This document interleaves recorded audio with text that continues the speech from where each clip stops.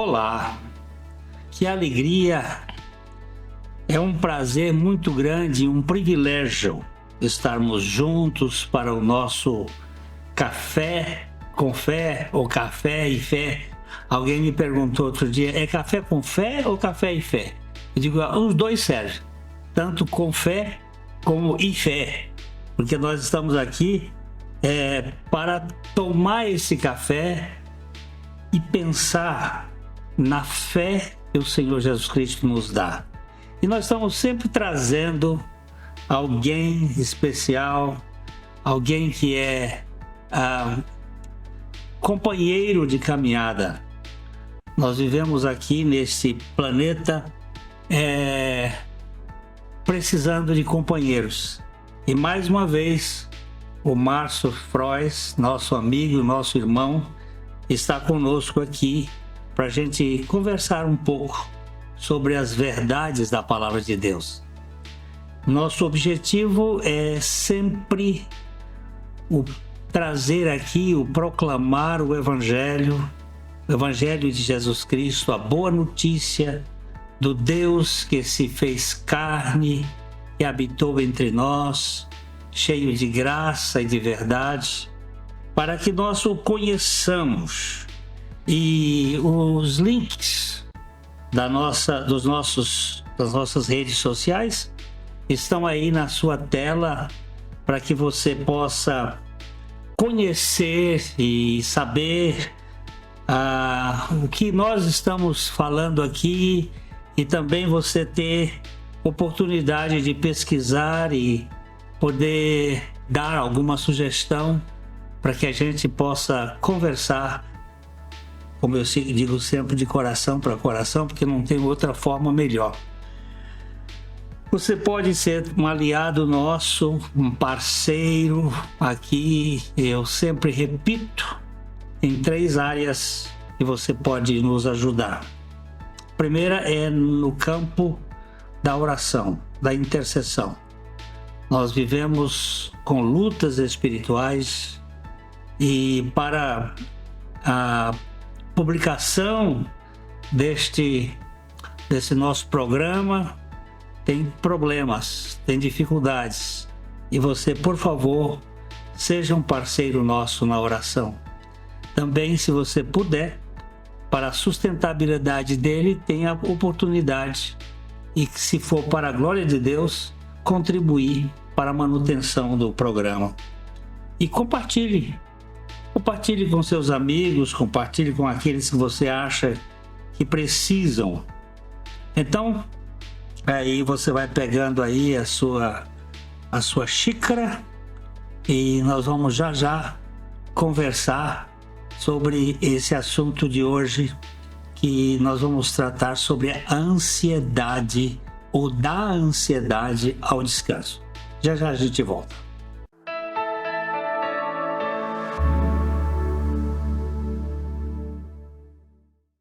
Ótica Higienópolis.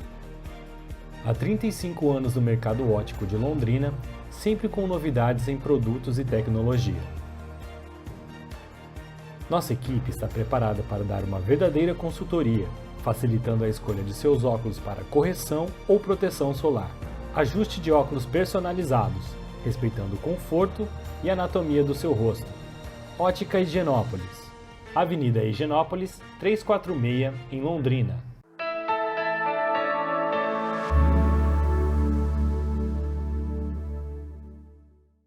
Ansiedade é um negócio muito comum, mais comum do que nós pensamos. Nós vamos olhar aqui no livro de Provérbios, no capítulo 12, verso 25, dizendo que a ansiedade no coração do homem o abate, mas a boa palavra o alegra. A ansiedade é bem mais genérica do que a gente costuma pensar. Às vezes olha para uma pessoa e diz, parece que ele é uma pessoa tranquila, né? Mas sabe-se que ali reside naquela carcaça uma alma trepidante de ansiedade. E a ansiedade é o transtorno mais democrático de nossa geração. Eu ouvi isso de você. É verdade, pastor. A ansiedade, ela atinge pessoas em todas as áreas, em todas as idades, homens, mulheres, até crianças, pessoas de fé, ateus, jovens, velhos. É o transtorno mais democrático que existe na nossa sociedade. E nem sempre ele é tão simples de ser detectado. A pessoa que é ansiosa, ela sabe, mas por vezes elas disfarçam, né, pastor? Às vezes ela até camufla, né? Não sei se é uma forma de vivência, Ou negação, né? negação, em que ela se esconde com uma máscara da face, assim, uma atitude, mas lá no fundo ela sente aquela trepidação, né? Exatamente. Pelo futuro, alguma coisa do passado, né? Eu ouvi você tratando disso na nossa igreja recentemente e foi muito precioso. E você fez uma abordagem que, uma palavra que você citou lá, que eu já ouvi em alguns lugares que alguém já disse que certa vez que a ansiedade é excesso Excesso de de futuro, futuro. a depressão é excesso de passado e o estresse é excesso de presente. Você perceba que muitas vezes o nosso grande problema são os excessos, né? É, Os desequilíbrios nas várias áreas da nossa vida. Ora, o nosso passado nos acusa por conta de decisões que talvez tenhamos tomado e que nos levaram para caminhos que não foram agradáveis nem a nós e nem ao Senhor. é. Né? Ora, é o nosso presente que nos aflige, resultado das escolhas daquele passado que também nos condena. E ora, o que nos assusta são as possibilidades futuras, que podem ser ainda consequências tanto do passado como Do presente, né? Não é? Essas três situações, o excesso de preocupação com o passado, o presente e o futuro, nesse desequilíbrio se encontra a grande fonte de ansiedades de nossas vidas. É. Então, o mundo ele não está isento de ansiedade, né? Eu gosto de uma frase do George Miller, que é mais ou menos assim: quando a fé entra, a ansiedade sai. É verdade. Não é? É verdade. A ansiedade é uma espécie de antítese da fé. Não é? Ela gera em nós, a gente teme porque nós Uma característica própria da da incredulidade. incredulidade e da finitude, né? O homem é um ser finito. E o texto me chamou muita atenção também, pastor, que ele compara o ansioso a alguém que está abatido. Na origem da palavra, se refere a alguém com características de morto, porque um animal abatido é um animal que foi morto. E o morto nada pode fazer por si mesmo, ele fica paralisado, ele não percebe a sua condição, ele nada pode fazer por si mesmo e a tendência é apenas piorar. A menos que alguém venha e o retire daquele lugar ou enterre, ele jamais fará nada por si mesmo, porque está abatido. Assim, a ansiedade causa. Ela prostra, né? O Prostra. sujeito fica, ele desanima. Quer dizer, desanimar é perder a ânima, perder a Que é alma. vida também, né? É vida. Ele se torna uma pessoa sem objetivo, sofrido, né? Então, triste. E triste. E é isso que eu queria que a gente abordasse aqui, porque eu gostei muito quando você falou sobre as características da ansiedade, como é que ela funciona. Ah, é, tem aquela excesso de tarefas, né? Exatamente. Uma das as marcas mais comuns as características mais comuns à pessoa que está abatida por conta de ansiedade, elas são um excesso de tarefas, e aqui eu pergunto a você que me ouve na sua casa, no aconchego do seu lar, como é que está a sua agenda? Ela está com muitas atividades, ela está com muitas tarefas, muitas funções, né? Nós vivemos dias em que nós não podemos ter 10 minutos livre na nossa agenda, que nós já procuramos preencher essa agenda com alguma situação, alguma atividade, talvez para calar uma voz do nosso próprio coração, talvez para fugirmos do enfrentamento das nossas próprias ansiedades, né, pastor? Mas uma agenda muito cheia, uma pessoa muito atarefada, uma pessoa muito impaciente, uma pessoa muito crítica, uma pessoa que dorme mal, uma pessoa que tem tendência à tristeza, ao medo, à improdutividade, são características de pessoas que estão sendo abatidas pela ansiedade. E eu convido você a olhar para dentro de você mesmo e considerar essas características.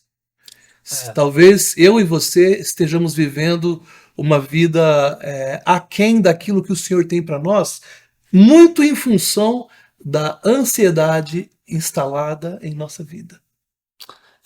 A ansiedade, você citou na época a questão de Marta e Maria, né? É verdade. Marta, aquela moça atarefada, Sim. correndo de um lado para o outro, e implicante, né? Porque ela não só estava muito ocupada, e Jesus disse que ela era ansiosa, mas ela também era crítica, porque a Maria estava ali aproveitando o melhor da vida, que era ter uma relação profunda de comunhão com Deus em Cristo. E ela disse: não se te dá que ela fique aí enquanto eu estou aqui trabalhando. Muitas vezes o ansioso ele cria em sua mente o entendimento de que a maneira como ele lida com as coisas deveria ser um padrão também para as outras pessoas. Ele tem uma dificuldade de fazer uma leitura de si mesmo e estabelece um modelo. E ele fica muito impaciente quando as outras pessoas não caminham segundo o modelo que ele julga que ele é o padrão de exemplo para essas pessoas. É o caso da nossa querida Marta, que com um coração desejoso de servir o Senhor se atarefou demais, e aquilo que realmente era o mais importante, que seria estar aos pés de Jesus para ouvi-lo e com ele, dele, desfrutar, né? Ela estava perdendo essa oportunidade por conta de excesso. De ansiedade. E nós temos várias características, né? A pessoa, você falou de crítica, da ingratidão, né? A ingratidão, a incredulidade, a tristeza, elas são marcas, muitas vezes, de uma pessoa ansiosa, que parece que quer ter o controle absoluto de tudo, e então as coisas não estão correndo como ela imagina, e isso pode produzir um desgaste emocional. Tanto nela como com quem convive com ela. Exatamente. É muito difícil conviver com uma pessoa que é ansiosa. É muito difícil. Só quem tem essa experiência é que sabe, não é? Ela se torna abatida e também abate aqueles que... consome, né? Parece que o ansioso ele tem um canudinho assim que ele põe no cérebro do outro e suga a energia do outro. Então a gente vê assim que a ansiedade ela tem essa característica de hiperatarefado, de impaciente, de crítico, de malagradecido, de triste, incredulidade, também medo, né? Sim. Fraqueza, perturbação, se torna uma pessoa perturbada. E tem umas perguntas aí que você podia até pensar. Você se identifica com algum desses do perfil? Né? Você vive cansado, você não dorme bem, você fica doente com muita frequência. Pois é. Essas características, elas mostram, de certo modo, a nossa postura de adoecimento por causa da ansiedade. Mas nós temos uma boa notícia. E eu quero dar uma paradinha aqui para voltar e tratarmos dessa boa nova, porque fazer o diagnóstico e não apresentar a terapia também é uma perversidade. É acrescentar mais motivo de ansiedade aos ansiosos, né? É verdade. É já que a gente volta.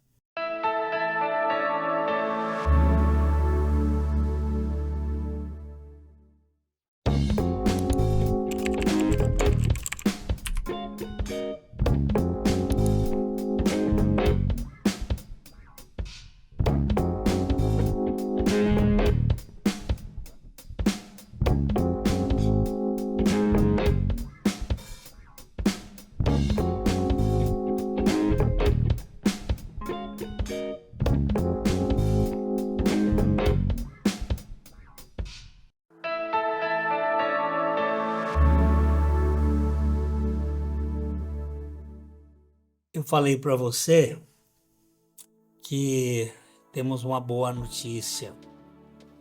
O Evangelho de João, ele começa dizendo: e o Verbo se fez carne e habitou entre nós, cheio de graça e de verdade, e vimos a sua glória como do unigênito do Pai. Nós temos um Deus que se importa com gente, que se fez gente para nos tratar nesse perímetro da ansiedade. Muitas vezes o passado nos condena, o presente nos aflige e o futuro nos preocupa. Essa também é uma frase sua. Sim. Não é? Mas Jesus levou a nossa culpa. Jesus veio para resolver essa questão. E a palavra de Deus fala em Colossenses, no capítulo 2, 14 e 15, o quê? Tendo cancelado o escrito de dívida que era contra nós. Quando nós falamos contra nós, esse nós inclui você que está me ouvindo. Se você, por vezes, olha para o seu passado e se sente culpado e sente que o seu passado te condena, que fatos, decisões, circunstâncias, elas ainda de alguma maneira influenciam o seu estado emocional, a sua relação com Deus, a relação com as pessoas, essa verdade é para você. Quando Cristo foi levantado naquela cruz, tendo cancelado o escrito de dívida que era contra nós e que constava de ordenanças, o qual nos era prejudicial, removeu inteiramente, pastor. Isso é lindo, né? Encravando-a na cruz e despojando os principados e as potestades, publicamente os expôs ao desprezo, triunfando deles na cruz. Assim, você que me ouve, a primeira fonte de inquietação e de ansiedade, a saber, a culpa pelos nossos pecados do passado, ela foi totalmente removida, totalmente anulada por Cristo na cruz do Calvário. E ninguém, nenhuma pessoa, nem demônios, nem mesmo a sua consciência, ela pode te acusar se você já nasceu de novo. Se você crê na obra de Cristo, ela pode te acusar do seu passado. Afinal de contas, quem intentará acusação contra os eleitos de Deus, se é o próprio Deus que os justifica? Pois é. Você sabe, Márcio, eu recebi um testemunho de uma pessoa que me disse assim: olha, eu andei em muitas igrejas procurando uma palavra que me desse sentido. Eu andei correndo por várias, ouvia coisas boas, bonitas, mas não trazia descanso para a minha alma. E ouvindo um dia o Café e Fé, eu ouvi o senhor falar que o apóstolo Paulo disse: o meu eu está crucificado com Cristo e eu não vivo mais, mas Cristo vive em mim, e a vida que eu agora vivo-a pela fé no Filho de Deus, que me amou e a si mesmo se entregou por mim. Ela disse que naquela hora veio uma iluminação do Espírito Santo. para mostrar que não foi só para o apóstolo Paulo aquela palavra, mas para ela.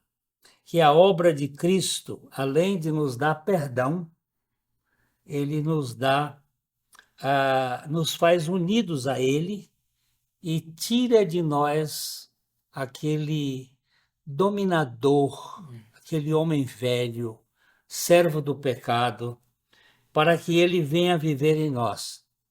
Então, não somente os pecados passados, né? Mas também o presente agora, nós temos alguém que vai tratar com a nossa culpa e com a nossa natureza. É verdade. Recentemente, pastor, um determinado artista do Brasil, que não vem ao caso, ele fez uma afirmação nas redes sociais e que confundiu muitas pessoas. Ele disse que a obra de Jesus Cristo, que realmente é válida em nossas vidas, se resumiria aos ensinamentos e que a morte de Jesus teria sido a derrota de Jesus.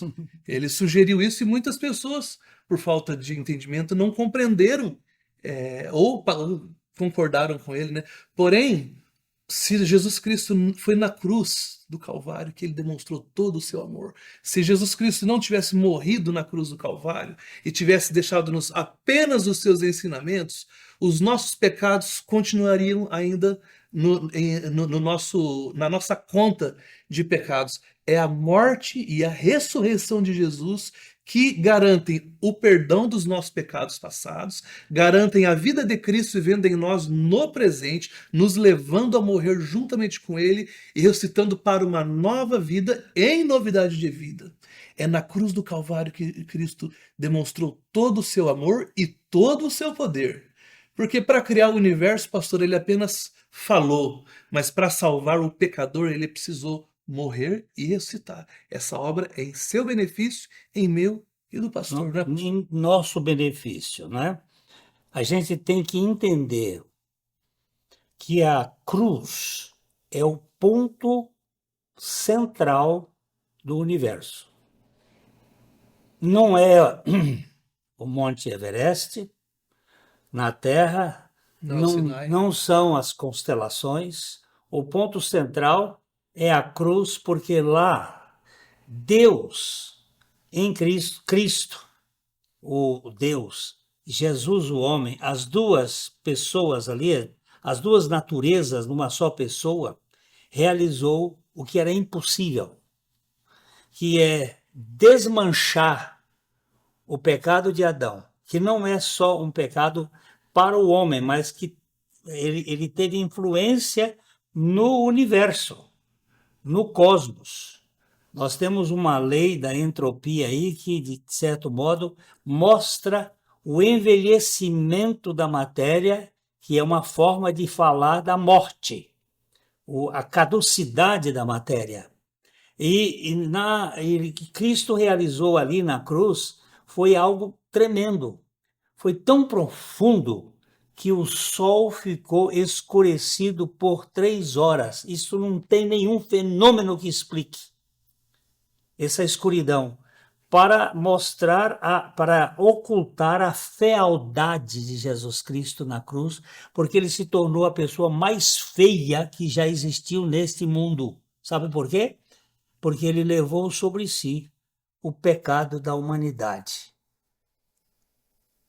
Só os meus o iria enfeiá-lo, mas e de toda a gente.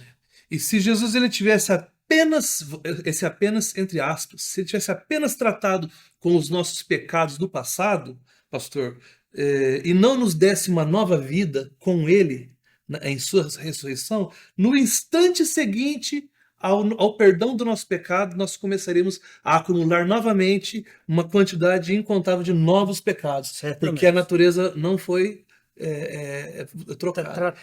Então, ele trata com o nosso passado, com o perdão dos pecados, ele trata com o nosso presente na santificação da nossa alma, na renovação da nossa mente, conformando-nos com o caráter de Cristo, mas ainda tem mais um elemento, pastor. Ele também nos garante um futuro glorioso com ele na vida eterna. Certamente. Nós não estamos aqui dizendo que o homem é impecável. De maneira alguma. Nova criatura não dizemos que ela não peca mais, mas o pecado já não será um dominador, não será mais um déspota, não será mais um mandatário na vida da nova criação. Ele agora ele é uma realidade porque nós temos um corpo do pecado, um corpo servo do pecado, uma carne caída, uma natureza humana caída que luta contra o espírito, e eu acho isso maravilhoso, sabe por quê? Porque é aí onde nós vamos crescer espiritualmente. E apesar dos nossos deslizes que cometemos, ainda por conta de estarmos num corpo perecível, o Senhor não nos abandona. Ele nos promete, como nos diz em João 10, 27 e 29, o seguinte: as minhas ovelhas ouvem a minha voz. Você tem ouvido a voz do Senhor? Jesus nos diz que eu as conheço e elas me seguem. Eu lhes dou a vida eterna. Jamais perecerão. Quando é que acaba a vida eterna, pastor Glênio? Tá aí é um Isso é negócio, eterno. né? Ninguém as arrebatará da minha mão. Se você está na mão do Senhor Jesus, ninguém o arrebatará da mão dele. Nem mesmo algum deslize que você venha a cometer. Ele mesmo, através do Espírito Santo, levará você ao arrependimento e à restauração dessa condição. Uma vez salvo, sempre salvo. Pois é, o tempo corre que só a lançadeira de máquina, né? Não é rapidinho. Mas não vamos ficar ansiosos por Não, causa não disso. vamos, não vamos. Pelo contrário. Passado perdoado, presente protegido, futuro garantido, né? Nós temos a certeza de que a nossa vida entra no descanso. Eu agradeço muito a Deus poder estar aqui com vocês. Em breve retornaremos a esse assunto, né, pastor? Vamos trabalhar mais, vamos trabalhar mais. Eu quero encontrar você na semana que vem. Eu espero encontrar você para aquele cafezinho de sempre. E aqui fica o abraço, aquele abraço de coração para coração. Até a próxima.